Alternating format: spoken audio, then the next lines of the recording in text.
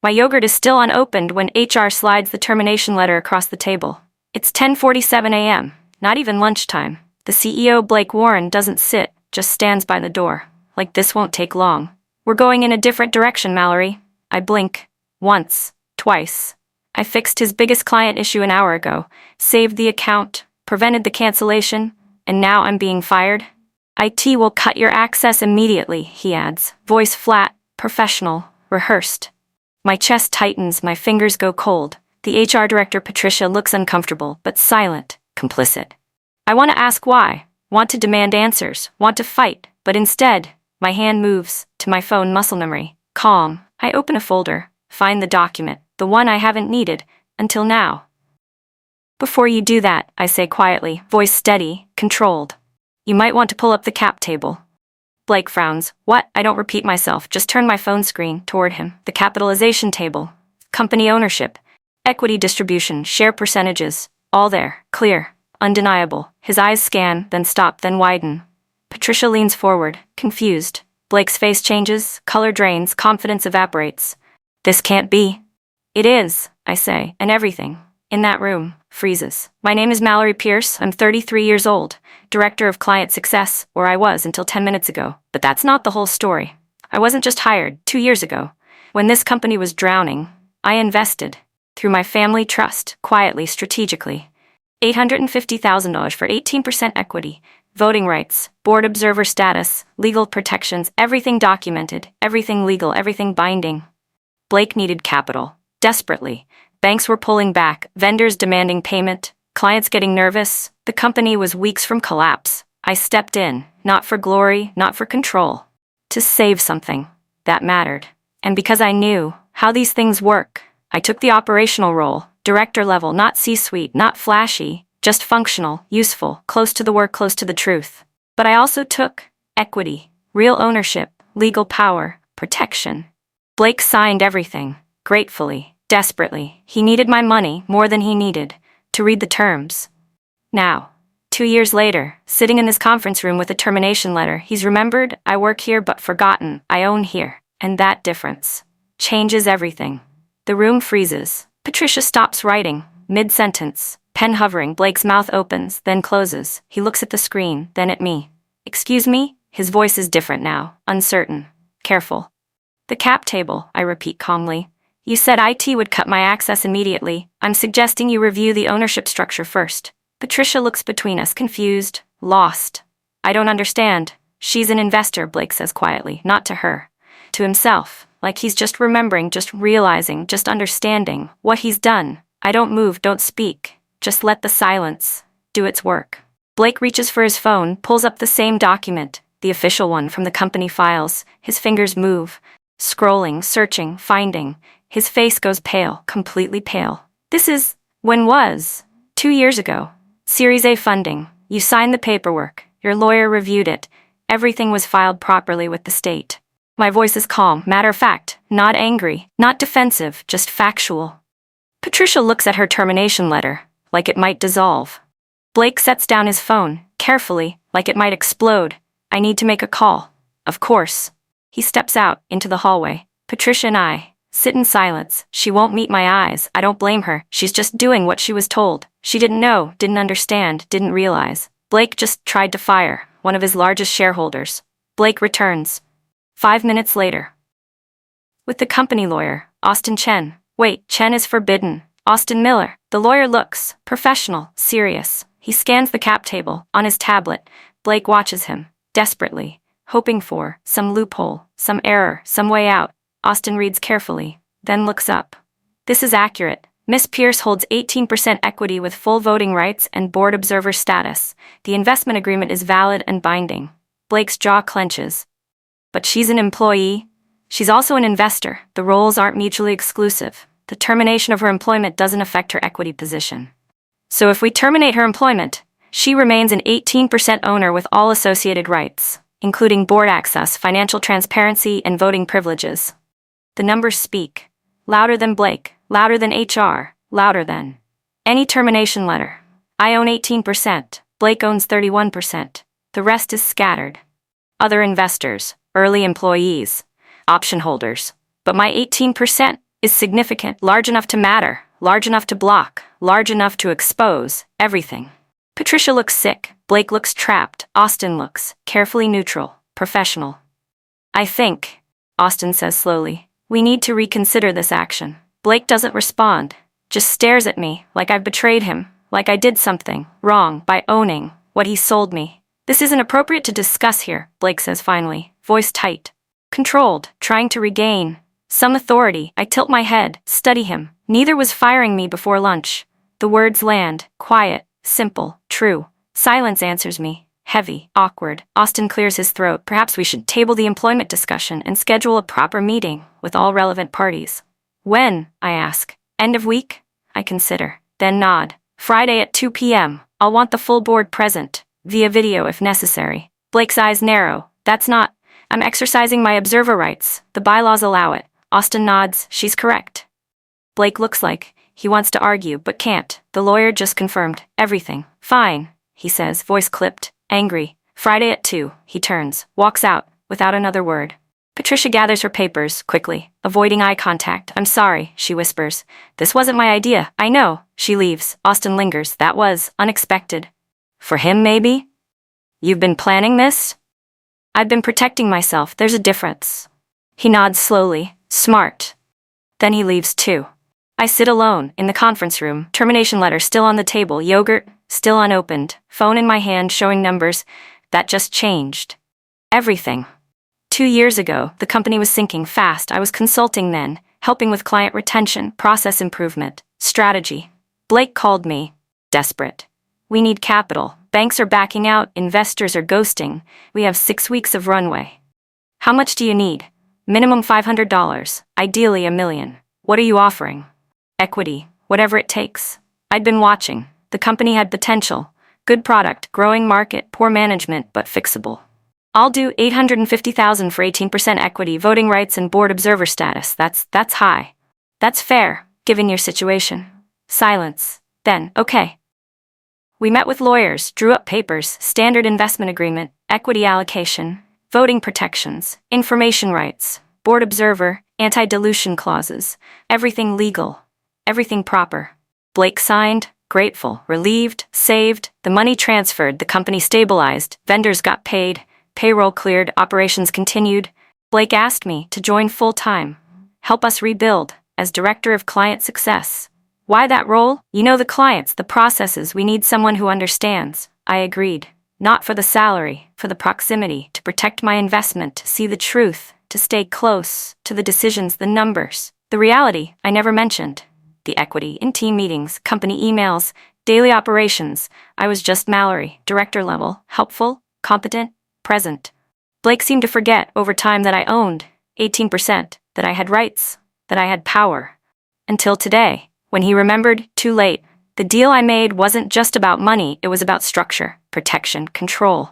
The investment agreement included specific terms, 18% equity, common stock, with full voting rights, board observer status, meaning I could attend any board meeting, not vote, but observe, ask questions, receive materials, information rights, quarterly financials, annual reports, material decisions, anything that affected company value, anti-dilution protection. If they raised more money at a lower valuation, my percentage stayed protected.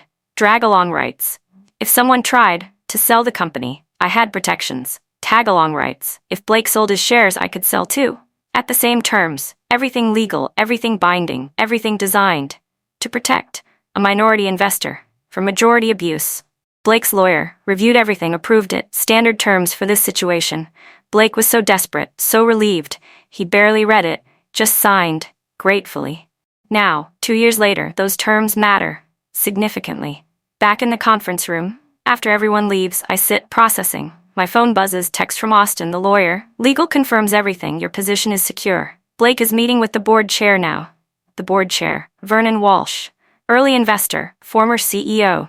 Now advisory, he'll want answers. Blake will scramble, try to explain, try to justify why he tried to fire a major shareholder without checking, without thinking, without realizing. I forward Austin's text to my personal lawyer, the one who structured the original deal. She responds immediately.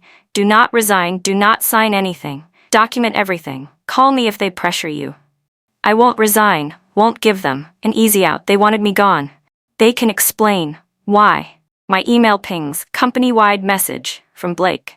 Team update. Please disregard any rumors about personnel changes. We're continuing normal operations. No mention of the attempted firing, the failed termination, the catastrophic error. Just disregard rumors like nothing happened. I screenshot it, add it to my folder, evidence, documentation, protection, always. People are watching, I can feel it, eyes on me. As I leave the conference room, walk to my desk. They don't know what happened, but they know. Something did. The building feels different, tense, waiting, wondering. Blake appears at my desk an hour later, face composed, professional mask back in place. Mallory, can we talk? Of course. We walk to his office, he closes the door, sits, gestures for me to sit too. This morning was a misunderstanding. I don't respond, just wait. We value your contributions, your role here. We'd like you to continue, as planned. As planned? Same position, same responsibilities, same everything. Like nothing happened? Like we're moving forward, professionally. I study him, really look. He's scared, trying not to show it, but I see it. Why did you try to fire me? It wasn't personal. That's not what I asked. He shifts, uncomfortable. We're restructuring, making changes. Your role seemed redundant. I thought, we could handle client success differently. Without telling me, without warning, without any performance issues. It was a strategic decision to fire one of your largest shareholders without checking the cap table. Silence, heavy, damning. I made a mistake, he admits quietly. Yes, you did. Can we move past it? I consider. Not because I'm unsure, but because I want him to understand the power just shifted. I'll stay, for now, but I want full transparency. Financial reports, board materials, strategic decisions, everything my agreement entitles me to. Of course. And I want to attend the Friday board meeting, in person. His jaw tightens, but he nods. Fine. I stand. Then we have an understanding. I leave his office, knowing nothing is the same. The walk that was supposed to happen doesn't. No security escort, no box for my things, no badge collection, no dramatic exit. Instead, I return to my desk. My access still active, my email still working, my badge still scanning, because they can't cut me off, can't erase me, can't make me disappear. I'm not just an employee, I'm an owner. Colleagues notice, whispers start. She was in HR this morning, something happened. She's still here, what's going on? I don't explain. Don't clarify, just work, normally professionally like nothing changed, even though everything did. My direct report stops by. Are you okay? I'm fine. People always say things. But focus on the client renewals, that's what matters. She nods, uncertain, but obedient. By lunch, the rumors have evolved. She's related to a board member. She has dirt on Blake. She threatened to sue. None true, but close enough to the reality that I have power. They didn't know I had. I eat my yogurt. Finally, at 1:30 p.m., 3 hours late, but still here, still employed, still owning 18% of everything. The building feels different, walking through it. After the failed termination, people look at me, not openly, but enough. Sidelong glances, curious stares, whispered conversations that stop. When I approach, something shifted. They sense it, even without knowing exactly what. Blake walks past in the hallway. Doesn't acknowledge me, just keeps walking, jaw tight, eyes forward, avoiding the woman. He couldn't fire his assistant, looks nervous. When I pass, like I might, do something, say something, expose something, I don't, just nod. Professionally, keep walking.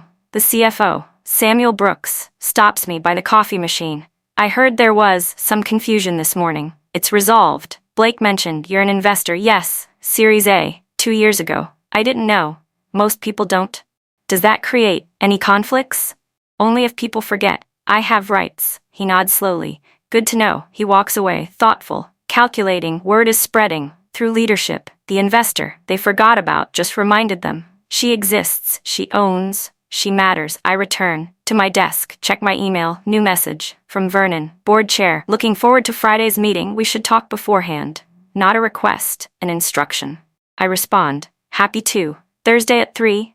The dominoes are starting to fall. Blake sends an official email. Later that day, Mallory, confirming your continued role as Director of Client Success. We value your contributions and look forward to your ongoing leadership. CC'd to HR, to the exec team, to the board, making it official, documented, irreversible. I don't respond, just archive it. Evidence of the backtrack, the retreat, the admission. They tried, they failed, they're pretending it never happened. But I remember, I'll always remember that moment, when Blake stood by the door and told me I was done, without realizing I owned part of his company. Patricia calls from HR. I need to formally withdraw the termination paperwork. Can you sign an acknowledgement? What does it say? That the termination was issued in error and is now void. Send it over. She does. I read it carefully. Every word, every clause. It's clean, simple, no tricks. I sign, digitally, return it. Thank you, she says quietly. Patricia. Yes? Who made the decision? To fire me? Silence. Long, uncomfortable. I can't. Was it Blake? More silence. Then, quietly. Yes. Thank you. I hang up. Blake decided, not the board, not the exec teams, not some committee, just Blake. Unilaterally, recklessly, stupidly. And that tells me everything. I sit in my car after work, processing. This wasn't a mistake, not really. Blake knew I worked here, knew my role, knew my value. He decided I was disposable, safe to remove, without checking, without verifying, without remembering that I owned 18%. That makes it worse. Not an oversight, but arrogance, assumption, dismissal. He thought I was just an employee, just a director, just someone he could erase before lunch. And that is unforgivable. Not the attempt, but the assumption that I didn't matter, that I could be removed easily, quietly, without consequence. I start my car, drive home, thinking about Friday, the board meeting, what I'll say, what I'll ask, what I'll demand. Because now I'm not just protecting my job, I'm protecting my investment, my equity, my future. And Blake just showed me he can't be trusted with any of it. Thursday morning, I email Blake, professional, direct. Per my investment agreement, I'm requesting access to the following: quarterly financial statements, client retention reports, strategic planning documents, and IT access logs. He responds. An hour later, some of these require board approval. I reply. Section 4.2 of the investment agreement grants information rights, no board approval required for financial and operational data. I attach the relevant section. Highlighted, he doesn't respond, but by noon, the CFO sends files, quarterly financials, revenue reports, expense breakdowns, client data, everything. I requested I open them carefully, systematically, and I see problems. Revenue is flat when it should be growing. Client churn is up, 15% higher than last quarter. Expenses are climbing, salaries, marketing, operations all increasing, while revenue stays stagnant. Margins are tightening, profit shrinking. The company is stable, but not thriving, not growing, not healthy. And nobody told me. I dig deeper. Client retention, 3 major accounts at risk, 2 already in negotiation to leave. Strategic planning, vague, generic, no clear direction, just buzzwords and hopes. IT access logs show something interesting. Someone accessed my files last week from Blake's computer. Looking at what? My performance reviews, my client notes, my correspondence, preparing to fire me. I screenshot everything I spend. Thursday afternoon. Building a picture, the numbers don't lie. Revenue flat for 3 quarters, client churn up 15%, new client acquisition down 22%, operating expenses up 18%, net profit margin dropped from 23% to 11%, cash reserves declining monthly. These aren't good trends, these are warning signs. And Blake never mentioned them, never flagged them, never asked, just tried to fire the person managing clients, the revenue source. I cross-reference client data. The 3 at-risk accounts represent 31% of annual revenue. If they leave, the company faces serious problems. 2 of them I saved personally in the last 6 months. Solving issues Blake created or ignored. I create a presentation, simple, clear, factual, for tomorrow's board meeting. Not accusatory, just truthful. Numbers, trends, risks, realities. Blake won't like it, but the board needs to see what's happening, while Blake focuses on firing people instead of fixing problems. Friday morning, Blake calls a strategy session.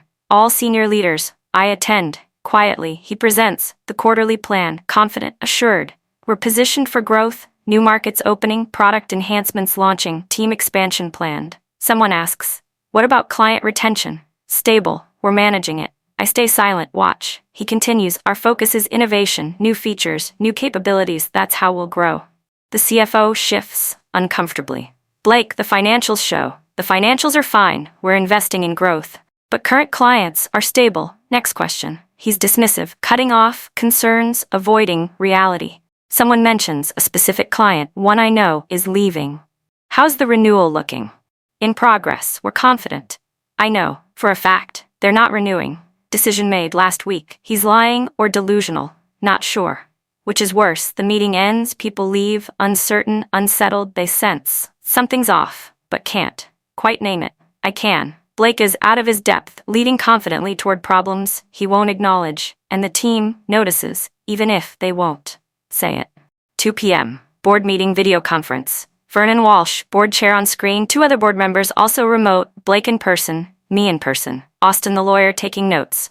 Vernon starts. Welcome everyone. Mallory, thank you for joining as observer. Thank you for having me. Blake looks uncomfortable. Vernon continues. Let's start with quarterly review. Blake presents. Same confident tone, same vague optimism. Revenue stable, growth coming, everything fine. Vernon interrupts. Client retention? Managed. Specifically, we have normal churn, nothing concerning. I raise my hand, slightly. Vernon notices. Mallory, you have something? May I share data? Blake's eyes flash warning. Vernon nods. Please, I screen share my presentation. Simple slides, just numbers. Client churn up 15%, 3 major accounts at risk, 2 confirmed leaving, 31% of revenue in jeopardy. Silence. Damning. Vernon leans forward. Blake, is this accurate? It's taken out of context. Is the data accurate? Pause. Yes, but why wasn't this reported? We're handling it. By firing your director of client success? The room freezes. Blake's face reddens. That was a separate decision. Was it? Vernon looks at me. Mallory, your assessment? I choose words carefully. The clients leaving were ones I'd been managing, successfully, until recently. Recently, when leadership changed priorities away from retention toward acquisition. I see. Vernon makes notes. Blake glares but says nothing. The call continues, tense, pointed, difficult, and Blake's confidence cracks visibly. The next crisis comes Wednesday. One of the at-risk clients calls, angry, about a billing error. Blake's on the call, I'm included. For context, the client, furious. This is the 3rd mistake. In 2 months, we're seriously reconsidering the relationship. Blake tries to smooth it. I apologize. We'll fix this immediately. You said that last time. I understand your frustration. Do you? Because our team is spending hours fixing your errors. We're paying you to create more work. Blake looks at me, expectant, waiting for me to save him, to fix it, to smooth it over like I always do. I stay silent. Not out of spite, out of clarity. He needs to own his decisions, his priorities, his failures. The client continues. We need a resolution today, or we're pausing the contract. Blake scrambles. We'll credit the account. We don't want credits, we want competence. I'll personally oversee. You said that last time too. The call doesn't go well. Ends with the client requesting a formal review of the relationship. Blake sits, silent, then looks at me. You didn't help. You didn't ask. I shouldn't have to ask. I'm not your safety net, not anymore. His jaw clenches. This is because of Monday. This is because you need to handle your own decisions. I leave his office, knowing the fallout is just beginning. By Friday, the client pauses the contract officially, 30-day review, possible cancellation, $400,000, annual revenue, at risk. The news spreads through the company. Quickly. People are nervous, asking questions. What's happening? Are we losing clients? Is the company stable? Blake sends an all-hands email. Temporary client pause, standard review process, nothing to worry about. But people worry because they're not stupid. They see the pattern. 3 major clients unhappy, 1 already paused, 2 likely to follow. Leadership starts shifting. Blame. Client success dropped the ball. We need better account management. Someone should have caught this. But I have. Emails showing I flagged every issue, requested resources, asked for support. Blake ignored all of it. Chose growth over retention, new clients over existing ones, and now the existing ones are leaving. Vernon calls me directly. What's your honest assessment of the client situation, of everything? I pause. Choose honesty. Blake is focused on the wrong things, chasing new revenue while losing existing revenue. The team sees it, the clients feel it, and it's accelerating. Can it be fixed? With different leadership, yes. I see. He hangs up. And I know the board is asking harder questions. Monday, emergency board call. I'm not invited, but I hear afterwards from Austin. They grilled Blake for 2 hours. Client retention, financial performance, strategic direction, leadership decisions. What did he say? Tried to blame external factors, market conditions, client demands, competition. Did they buy it? No, they have your data, your emails, your documentation. And they're concerned, very concerned. That evening, Vernon calls. Again, Mallory, hypothetically. If we needed new leadership, would you be interested? My heart stops. In what capacity? Interim CEO with board support to stabilize operations. That's a significant change. It's a significant problem. What about Blake? Blake has lost confidence of the board, of the clients, of the team. I sit with the question, the weight of it. I'd need full authority to make changes, fix problems, restructure if necessary. You'd have it.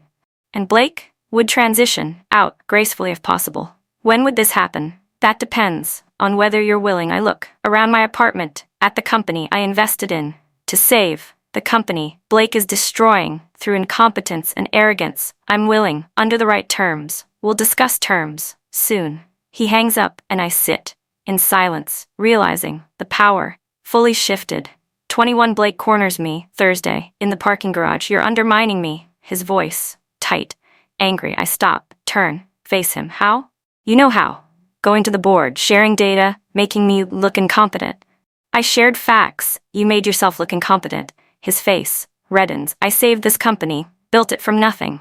You needed my $850,000 to keep it alive. That was different. Was it? You were failing then. You're failing now. The only difference is, then you knew it. You have no right. I have every right. I'm an owner, an investor, a board observer, and a witness to your incompetence. This is my company. No, it's our company. You own 31%, I own 18%.